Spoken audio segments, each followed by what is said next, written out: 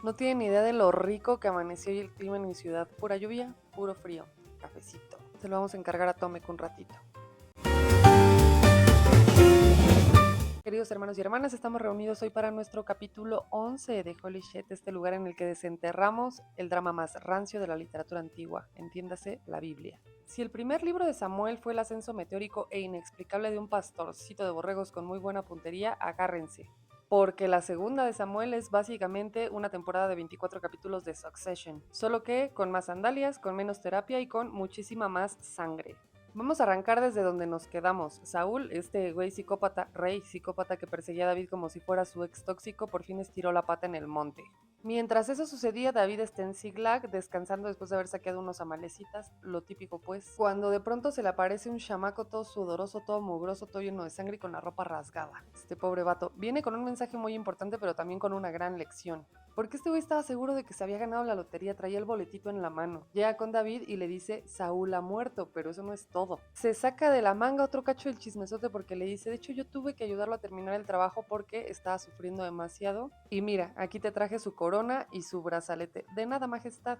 O sea, este pobre diablo yo creo que se imaginó que en ese momento David le iba a dar unas llaves de un palacio, una pensión vitalicia. Lo que no sabía es que David tiene un fetiche muy específico con los ungidos de Yahvé. Yo me imagino a David de que escuchándolo así, más o menos con la misma cara que tenemos nosotros, porque ya leímos la primera de Samuel, sabemos que esto es una joya de la mitomanía. En el final de Samuel 1 nos dicen que Saúl terminó con su propia vida, ¿se acuerdan del harakiri? Y el pobre diablo este de la malecita se inventó toda esta historia como pues para quedar bien, cuando en realidad lo que estaba haciendo era firmar su sentencia de muerte, porque David tardó nada en gritar que le corten la cabeza. En este primer capítulo viene también el arco, este poema que le compuso David a Jonathan y a Saúl también, después de su muerte. Se los voy a leer tal cual porque hay cosas clave aquí. Si no les gusta la poesía, adelántenle. Y venga de ahí. Ay, la gloria de Israel pereció en los montes. ¿Cómo cayeron los héroes? No lo publiquen en Gad, no lo anuncien en las calles de Ascalón, para que no se alegren las mujeres filisteas, ni se regocijen las hijas de los infieles. Que le importa más el que dirán, dice. Montañas de Gelboé, no caigan sobre ustedes ni rocío ni lluvia y queden cerradas las vertientes profundas, pues allí fue tirado el escudo de los héroes. El escudo de Saúl no estaba ungido con aceite, sino con la sangre de los heridos y con la grasa de los guerreros. Guácala. El arco de Jonatán no retrocedió jamás, ni la espada de Saúl se blandía en vano. Saúl y Jonatán, amables y queridos, fueron inseparables en vida y en la muerte.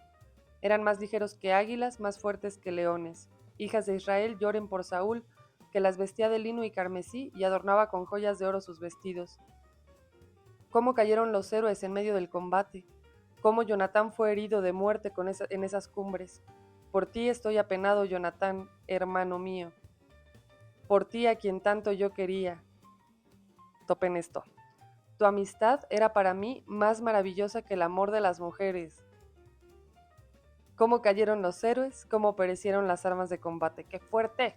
Bueno, y después de este bonito poema es donde se desata el verdadero Juego de Tronos del desierto, porque arrancamos con el cisma de Judea. Aquí seguimos con David, que muy piadoso él le pregunta a Yahvé si tiene que subir a alguna de las ciudades de Judá, y Yahvé le dice que sí, que suba a Hebrón. Y ahí va David con sus dos esposas, sí, a estas alturas ya tenía dos esposas, Abigail y otra, y sus hombres leales, los de Judá, que son como sus groupies oficiales. Lo ungen rey, habemos papam, no, habemos rex, debe ser. Rey de una franjita de la tierra, pero rey. Pero, en el norte, Abner, ¿se acuerdan de este del que David se burló con el pedacito de tela que le había arrancado a Saúl? Ese. Este güey era general de Saúl y al parecer se negaba a soltar el hueso, porque le dice, ni de pedo. Agarra a Isboset, que era un hijo sobreviviente de Saúl, y lo proclama rey. Total que el merequetengue. Estos israelitas son especialistas en echar a perder las cosas cuando ya tenemos aparente calma, pero ajá. Un país dividido en dos facciones, con dos reyes diferentes, con dos generales diferentes, Joab por parte de David y Abner por parte de Isboset. Y estos dos particularmente más que los reyes con el ego más inflado que Globito con Helio. Y ojo que ese ego se deja ver de formas bien horribles en varios versículos, como por ejemplo del 14 al 16, donde Abner le dice a Joab como, tráete unos chamacos para echarlos a pelear. Y lo que inicialmente parecía una invitación a una demostración de fuerza termina con 24 chamacos clavándose simultáneamente sus espadas en el costado. Al mismo tiempo, o sea, esta escena tiene que haber sido la más coreografiada y la más estúpida de toda la Biblia. Nadie ganó, todos murieron, 10 de 10 en el sentido común creo. Pero luego agárrense porque se pone personal. Resulta que Asael, que era hermano de Joab, tenía como el récord Guinness de ser el que corría más rápido entre los suyos. Ligero como una gacela. El problema realmente es que rápido sí era, pero muy listo no. Se pone a perseguir a Abner y Abner todavía le advierte como no te me acerques mucho porque no te quiero matar. Asael no le hace caso, insiste y Abner lo atraviesa con el regatón, o sea, con la parte de atrás de la lanza. Muerte por exceso de velocidad y por falta de frenos. Y vale la pena mencionar que Isboset era un rey títere. O sea, su nombre literalmente significa hombre de vergüenza. Es el monarca decorativo mientras Abner es quien en realidad mueve los hilos. Total que la guerra civil continúa. Pero a estas alturas la casa de Saúl ya se estaba desmoronando cual la 4T. Hasta que Abner, que era este general que portaba realmente el poder detrás del títere, que era Isboset, comete el error de acostarse con Rispa, una mujer que era concubina de Saúl, que había sido concubina de Saúl. En términos bíblicos, acostarse con la mujer del rey anterior, vivo o muerto, era una declaración de poder, de aquí mando yo. Entonces, cuando Isboset se entera de este merequetengue, le da un arranque de dignidad que no le conocíamos, no sabíamos que sí tenía un poco, le reclama. ¿Y qué hace Abner? Se indigna, le reclama que es él el que lo mantiene en el trono y de buenas a primeras se convierte en Team David. David decide recibir a Abner, pero con una condición muy rara. Le dice, no me veas la cara si no me traes a Mical. Mical, su primera esposa, la que le habían dado a otro vato cuando David estaba huyendo. O sea, mandó secuestrar a su ex. Otra vez, aquí la opinión de Mical y de cualquier otra mujer que figure en la Biblia se la suda.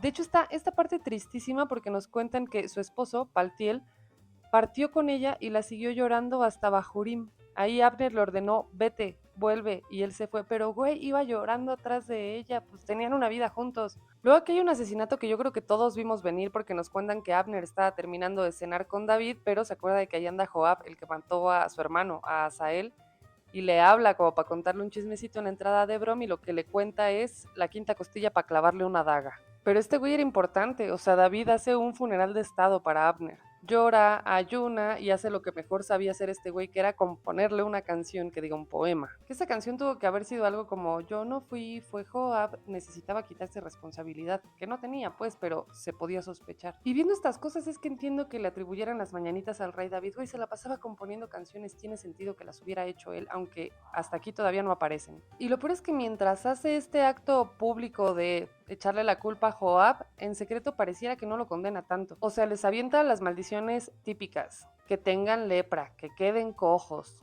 que les falte el pan. Pero ¿saben qué no hace? Despedirlos. Cuando Isboset se entera de la muerte de Abner, de su general, se queda paralizado de miedo, retibio el cabrón. Y aquí entran en escena dos capitanes de su mismo ejército, Recab y Baana. Estos genios del mal piensan como, oye, el barco de Saúl ya se está hundiendo, si nos chingamos a este güey y le entregamos su cabeza a David, pero nosotros que ya leímos la historia de la malecita sabemos exactamente para dónde va esto, ¿verdad? Se aprovechan de que Isboset estaba tomando una siesta porque aparentemente ser un rey incompetente cansa mucho, entran a su casa, lo asesinan, le cortan la cabeza y caminan toda la noche en el desierto con la cabeza en la mano como si fuera un pastel de frutas para llevárselo de regalo a David. Llegan con David, le entregan la cabeza y se quedan con la mano estiradita esperando su bono de recompensa. Cuando David les aplica la misma lógica que con el Amalecita, por supuesto que sí. Si maté a un hombre que en teoría me trajo buenas noticias sobre la muerte de Saúl, ¿tú qué crees que le voy a hacer a estos dos que mataron a un hombre justo? Les corta las manos, les corta los pies y los cuelga arriba de un estanque. Un decorador de interiores soberbio ese David. Que esto de que mataran a Isboset durmiendo, yo creo que es una muy buena metáfora de lo que fue su reinado. O sea, el vato se la pasaba haciendo nada. Y haciendo nada se lo cargaron igual. Después viene el capítulo de la gran unificación, o como yo lo llamo, no nos quedaba de otra. Todas las tribus de Israel bajan a Hebrón. Y llegan lamiéndole los guaraches a David porque le dicen como, no, si nosotros siempre hemos sabido que eras uno de nosotros, que eres de nuestra misma carne y nuestros mismos huesos. Pero David no es tan tonto. Hace un pacto con ellos y lo declaran rey de todo Israel. Luego resulta que a David le parece que Hebrón es muy provincial y que nos vamos a mudar a Jerusalén. El problema, como siempre para los israelitas, es que ahí ya vivía más gente, los jebuseos, los de Jebús. Y esta gente tenía un sentido del humor bien rancio, porque le avientan una frase que, no sé, a mí no me hace mucho sentido. Le dicen, ni entrando con ciegos y cojos nos ganas. Pues no, güey. Pero recordemos que le están hablando al vato que mató a un gigante con una resortera, no me lo subestimen. David encuentra un túnel de agua, se le escuela y toma la ciudad y le pone la ciudad de David. O sea, modestia muy aparte. Y se ve que el David tampoco era muy inteligente para la cábula porque se toma súper a pecho los insultos de esta gente. O sea, cuando los jebuseos le dicen lo de los ciegos y los cojos, David dice que ahora odia a todo aquel que use muletas. Y este vato no perdía el tiempo porque no crean que llegó a legislar armándole su constitución, no, se puso a hacer hijos. Dice que David tomó aún más concubinas y esposas de Jerusalén y le nacieron hijos e hijas. Dan hombres, pero son un chingo y no vamos a perder tiempo con eso. Al final de este capítulo, adivinen quién aparece otra vez. Los filisteos. Esos vatos son como cucarachas. David los derrota un par de veces y por supuesto les quita sus ídolos. ¿Por qué les encantaba hacer eso? No lo sé.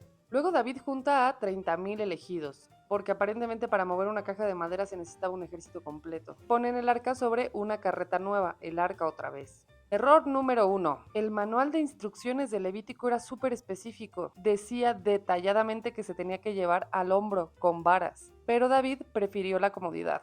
Todo es fiesta, panderos y castañuelas hasta que uno de los bueyes se tropieza. Un tipo llamado Usa, con la mejor intención del mundo, quiero pensar, estira la mano para que el arca no caiga al lodo. ¿Y qué hace el Dios de Israel? Este Dios misericordioso, este Dios bondadoso. ¿Le da las gracias? No, lo fulmina ahí mismo. David, en lugar de sentirse culpable por no haber leído el manual y provocar la evidente muerte de este pobre hombre, se pone a echarle la culpa a Dios, le reclama. O sea, el ego de David era otro nivel. Se emputa y deja el arca en casa de un tal Obed-Edom por 3 meses. Aquí hay otra partecita que les quiero leer tal cual porque es el perreo de David, el bailongo del David. Dice que David, vestido con un efod de lino, un efod era básicamente un delantal cortito. Danzaba con todas sus fuerzas en presencia de Yahvé, perreaba hasta el subsuelo. David y toda la gente de Israel subían el arca de Yahvé entre clamores y toques de corneta. O sea, esto es antes de la tragedia del pobrecito fulminado. De pronto un día David se acuerda del arca. O sea, está él ahí muy tranquilito en su palacio de cedro, que me imagino que olía riquísimo.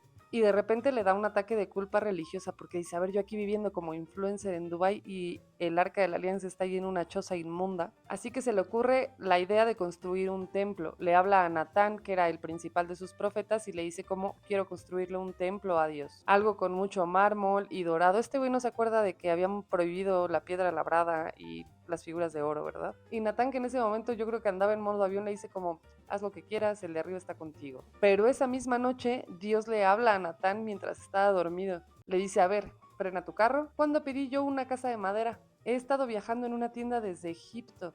Y me gusta el aire libre, dile a David que se guarde los planos. O sea que básicamente no le aprobaron el proyecto al David. Y aquí, para compensarle un poco el humor por haberle cancelado la obra, es donde nace el famosísimo pacto davídico, donde Dios le promete a David que su reinado va a ser eterno. Después de pasar varios capítulos básicamente bañándose con la sangre de sus enemigos y acumulando oro, a David le da un arranque de sentimentalismo, o algo así.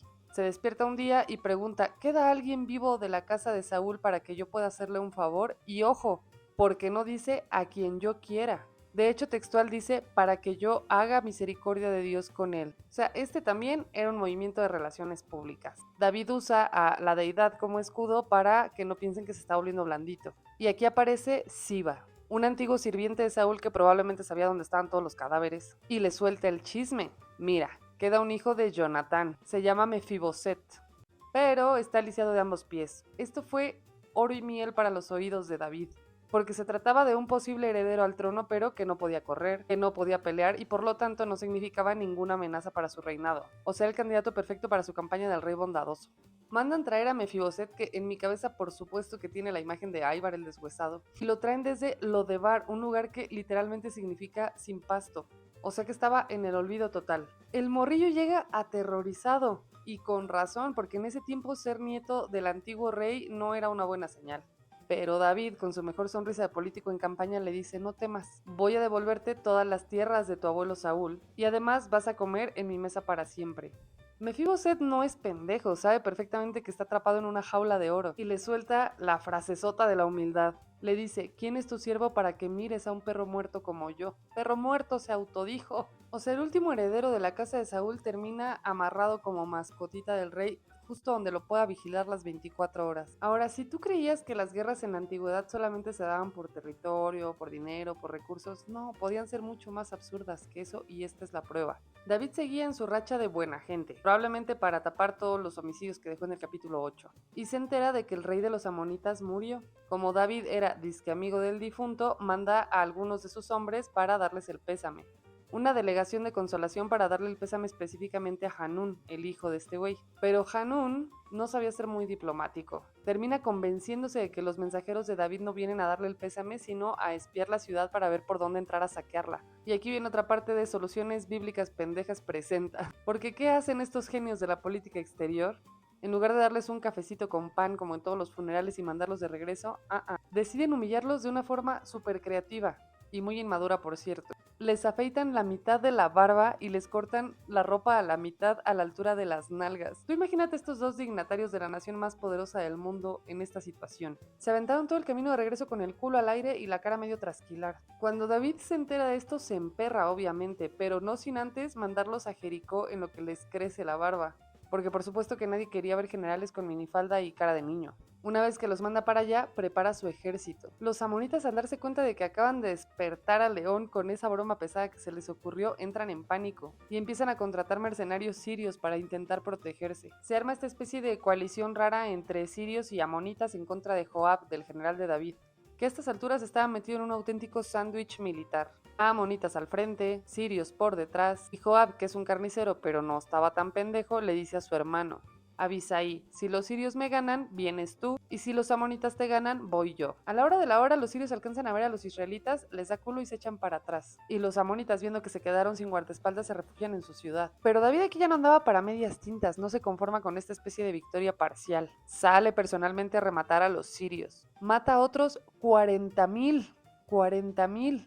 Y al capitán del ejército enemigo. Moraleja del capítulo: si David te manda flores, acéptalas y no se te ocurra tocarle la barba a nadie. El siguiente capítulo es uno de mis favoritos porque es uno que la mayoría de los pastores y sacerdotes suelen saltarse a propósito. Vamos a ver por qué. Todo empieza con esta frase que predice el desastre. Al año siguiente, en el tiempo en el que suelen ir los reyes a la guerra, David se quedó en Jerusalén. O sea que David a toda madre, mientras sus hombres están partiéndose la jeta en el campo de batalla, ese güey en su palacio de cedro. Probablemente muy aburrido y buscando en qué gastar su energía cuando de repente nos cuentan que ve a una mujer bañándose. La Biblia se asegura de decirnos varias veces que era muy hermosa. Y el David, en lugar de darse la vuelta y ponerse a escribir más salmos, activa su protocolo de abuso de poder. Pregunta quién es la muchacha, se entera de que es Betsabe, la esposa de Urías, Eliita, uno de sus soldados más fieles, por cierto. Y básicamente la manda a secuestrar con sus guardias. Ojo que aquí no hay romance. Esto fue una situación de porque soy el rey y puedo. David se acuesta con Betsabe y queda embarazada. Lo que sigue aquí es el descaro por excelencia. David manda traer a Urías del frente de la guerra con la excusa de pedirle noticias del campo de batalla. Pero su plan real era que Urías fuera a su casa a acostarse con su esposa y así poder reclamar el bebé que en realidad era de David como suyo. Pero resulta que Urías era un hombre con más honor en las uñas que David en todo el cuerpo. Y le dice: yo no me voy a acostar con mi mujer mientras mis compañeros están muriéndose en el campo de batalla. En lugar de irse a dormir a su cama, se queda dormido en la entrada del palacio. David a estas alturas ya desesperado porque si no se va a destapar toda su porquería, lo emborracha a ver si así cede, pero ni así. Ese Urías no era un hombre cualquiera. Al final David decide que el honor no es muy lo suyo y opta por el asesinato por encargo. Pero hasta para esto era cínico porque le entrega a Urías una carta para Joab, para su general, para su jefe. En esa carta dice: pongan a Urías en lo más recio de la batalla y déjenlo morir. Y entonces Urías, que era el soldadito más fiel, lleva la carta con su sentencia de muerte sin saberlo. Y Joab, que ya sabemos que no tenía escrúpulos, obedece. Urías muere. David recibe la noticia con una frialdad sociopática, diciendo que la espada consume tanto a uno como a otro, y espera que Betsabe termine su luto para casarse con ella. Aquí ojito que sí hacen una mención a que Yahvé no estaba muy de acuerdo con lo que estaba haciendo David, pero tampoco interviene. Pero al parecer a David se le olvidaba que estamos tratando con el omnipotente, no le puedes esconder el historial de búsqueda a ese güey, y le manda a Natán. Natán le llega con una historia que parece cuento de Disney. Le habla a David sobre un hombre muy rico que tenía muchas ovejas y un hombre pobre que tenía solo una corderita, la cual era como una hija para él. Comía junto a él, dormía en su regazo. Un día el hombre rico tiene invitados invitados. Y en lugar de usar a una de sus miles de ovejas para los invitados, lo que hace es robarle la corderita al hombre pobre. Se la roba, la cocina y se las ofrece. Y David, que era un experto para escandalizarse por pecados ajenos, pero ciego ante los suyos, se pone furioso, se levanta del trono y grita: el hombre que hizo tal cosa es digno de muerte. Y aquí el Natán le suelta la de: tú eres ese hombre. O sea, sí, le había quitado al hombre pobre a su corderita, a Betsabé. Natán le arma un pase de lista, le dice que recuerde que Dios le había dado el reino, las mujeres de Saúl, el poder y la gloria. Y todo eso parece que no fue suficiente para él. Y lo sentencia, porque le dice: la espada nunca se apartará de tu casa. Básicamente Dios le dice que ahora él va a sufrir humillaciones públicas que, comparadas con el tema del adulterio, van a ser un chiste de niños. Y luego aquí tenemos un ejemplo de misericordia divina, o todo lo contrario, porque David por primera vez en mucho tiempo se quiebra y llora. Confiesa: pequé contra Yahvé. Y aquí viene la parte que a muchos no les gusta, incluida yo. Natán le dice que Dios ha perdonado su pecado y que no morirá, pero que el hijo que nació de ese adulterio sí morirá. ¡Ah, que la chinga! Lo que sigue es una semana entera de David tirado en el suelo, llorando, rogando, ayunando, mientras sus sirvientes lo miran con una mezcla rara de lástima y miedo. Cuando el niño finalmente muere, David hace algo rarísimo. Se levanta, se baña, se perfuma, come. Sus siervos, igual de confundidos que todos nosotros, creo, le dicen como: "the fuck". Le preguntan qué le pasa. Y David les da una respuesta pragmática: mientras el niño vivía, yo ayunaba por si Dios tenía compasión. Ahora que ya murió, ¿para qué voy a seguir ayunando? O sea, el David estoico. O cínico, no estoy segura. Este capítulo termina con el nacimiento de Salomón, que es una especie de premio de consolación divino a estas alturas, y con David regresando a la guerra para destruir a los amonitas, porque nada cura una depresión como el asedio militar. Y esta historia no hace sino empeorar a partir de aquí, porque ahora nos presentan a Amnón, el hijo mayor de David y por consiguiente el heredero al trono. Este cuate se obsesiona con su media hermana, con Tamar, pero no crean que con un amor poético, sino con una auténtica fijación tóxica y perturbadora. El Amnón se enferma de puritita frustración y uno de sus primos le da una idea horrible. Le dice: hazte el enfermo, que no hacía falta porque sí estaba. Pide a tu hermana que venga a cuidarte, que te cocine unas hojuelas y cuando estén solos, traca, aprovecha. Y luego David, que para ser el rey más grande de Israel parece que no sabía lo que estaba pasando en su propia casa, cede y manda a Tamar al cuarto de su hermano. Lo que sigue es una de las escenas más oscuras y más tristes de la Biblia. Amnón la fuerza, ignora las súplicas de su hermana. Ella incluso llega al extremo de pedirle que hablen con el rey para que puedan casarse legalmente. Y una vez que este güey sacia su capricho, ese amor tan grande que le tenía se convierte en odio. Un odio súper profundo con el que la echa a la calle a gritos. Tamar sale con la túnica desgarrada y ceniza en la cabeza, el símbolo universal de que su vida ha sido destruida por una persona que debía protegerla. En Jerusalén el ambiente está súper tenso. Ahitofel, consejero con mentalidad de tiburón, le propone una idea a Absalón. Le dice: dame 12,000 hombres y caigamos sobre David esta misma noche. Matamos solo al rey y nos traemos a toda la gente de regreso. Era un plan bastante bueno si Absalón lo hubiera seguido, ¿verdad? Pero no, porque aquí entra de nuevo Usai, el espía de David que finge ser fiel a Absalón.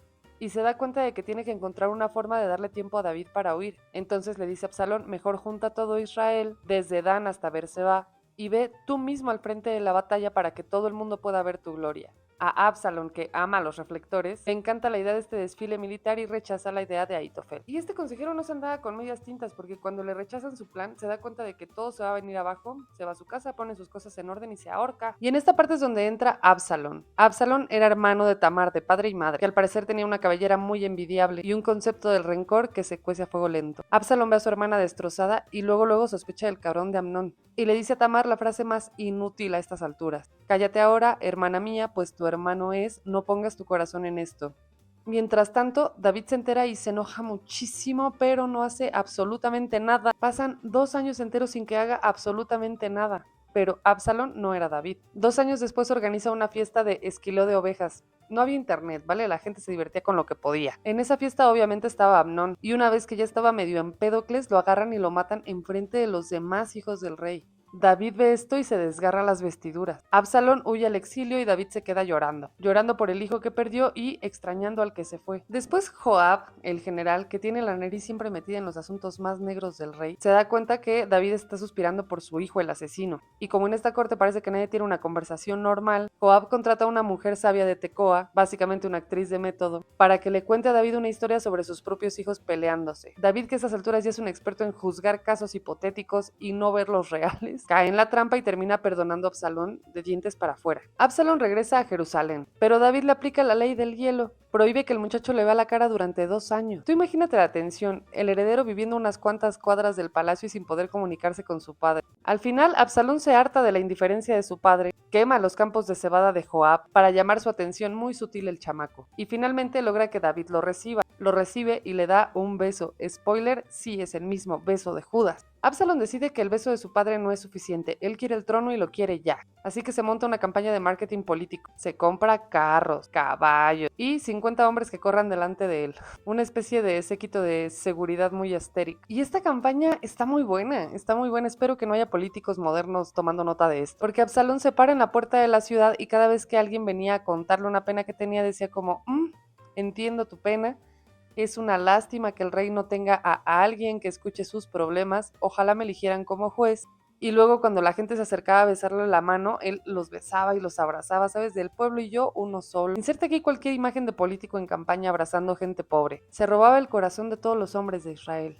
No en ese sentido, no en ese sentido. Después de 4 años de campaña, ven que aguantó un montón. Le pide permiso a David para ir a Hebrón, que a pagar un voto a Dios. Esto ocultaba una traición. Una vez ahí, hace sonar la trompeta y se autoproclama rey. El golpe de estado es tan masivo que David, el que había matado un pinche gigante con una resortera, entra en pánico y huye de Jerusalén. Sale del palacio llorando, con la cabeza cubierta, y deja a sus concubinas vigilando la ciudad. Un error de cálculo que le va a salir muy caro. Envía a su espía, Usaí, de regreso a la ciudad para que intente arruinar los consejos de Absalón desde dentro. Mientras David huye por el monte de los olivos, aparece Siba, el sirviente de Mefiboset, con comida y calumnias, diciendo que su amo se quedó en la ciudad esperando recuperar el reino. David, que de por sí ya no carburaba bien, pero en esas condiciones menos, decide así de buenas a primeras regalarle todas las tierras de Mefiboset a Siba. Luego, así como que tantito de la nada, aparece un vato que se llama Simei, un pariente lejano de Saúl, que empieza a apedrear a David y a gritarle: ¡asesino! Hombre perverso, Dios te está cobrando toda la sangre de la casa de Saúl. Los soldados de David quieren cortarle la cabeza ahí mismo, pero él los detiene diciendo: déjenlo, tal vez Dios lo mandó. O sea, el güey está deprimidísimo. Mientras tanto, en Jerusalén, Absalón entra triunfante y pide consejo a Ahitofel, el estratega más brillante y más traidor de todo el reino. Ahitofel le da el peor consejo posible. Le dice: acuéstate con las concubinas que tu padre dejó a la vista de todo Israel para que sepan que su enemistad es irreversible. Absalón, que de por sí no conocía el concepto de los límites, le hace caso. Monta una tienda en el terrado del palacio, que es el mismo lugar desde el que David vio a Betsabé bañándose, y tiene relaciones con todas las mujeres de su padre en plena luz del día. Es el cierre del círculo. Lo que David hizo en secreto con una mujer, su propio hijo se lo cobró en público con todas las que tenía. Por una extraña razón que la Biblia le atribuye a el enojo de Dios, a David se le ocurre que quiere contar cuánta gente tiene bajo su mando. Joab, que por una vez en su vida usa la voz de la razón, le dice: ¿para qué quieres saber eso, jaja, saludos? ¿Para qué los cuentas, güey? Pero David no está para segundas opiniones. A este güey no le gustaba la crítica constructiva. Lo ignora y manda hacer su censo de todas formas. 9 meses después, Joab llega con las cifras. 1.300.000 hombres de guerra tenía. Apenas David ve la cifra, le da un ataque de pánico moral y dice: he pecado mucho. Sí, cabrón. Sí, güey, hasta que por fin lo voltea a ver un poco. Y aquí es donde Dios le manda al profeta Gad para que elija su propio castigo. 1. 7 años de hambre. 2. 3 meses huyendo de sus enemigos. O 3 días de peste. David, que sabía que en las primeras 2 opciones iba a sufrir él directamente y no la gente, decide que la tercera. Dice: caigamos en manos de Dios. Traduzco: aquí sufrimos todos. Mueren 70,000 personas. 70,000 personas en 3 días. Cuando el ángel de la muerte llega a Jerusalén, así lo describen. Dios le dice: basta. Justo en la era de un tal Arauna. David compra el terreno insistiendo en pagarlo él mismo porque no quería ofrendas baratas. Construye un altar ahí y la plaga se detiene. El libro termina ahí, con David comprando un pedazo de tierra sobre un montón de cadáveres, preparando el sitio donde años después su hijo Salomón iba a construir el templo. Hasta aquí nuestro capítulo de hoy. Estuvo denso, no me dio tanta risa. Y es que particularmente esta semana y la que sigue, porque nos toca Reyes, voy a estar como Sherezada. Son historias muy bonitas, algunas más risibles que otras, pero que vale mucho la pena conocer. Nos vemos la siguiente semanita con más historias curiosillas. No olviden que cada like, cada suscribida, cada compartida, cada comentada ayuda mucho para que esto siga creciendo. Besitos, bye.